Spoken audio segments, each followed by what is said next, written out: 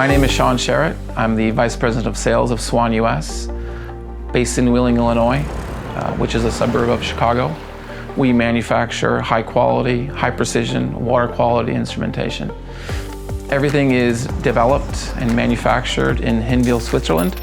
So we really take that Swiss reliability, that Swiss innovation, and that Swiss precision and pair it with American dedication and serve the United States. We do have a force of salespeople and service technicians scattered throughout the United States to help support our customers whenever they need us and whenever they want us. Our inside sales team is very much involved with our outside sales team. We love helping our team work together. When you call customer service, you automatically get a human that's willing to listen and help you out.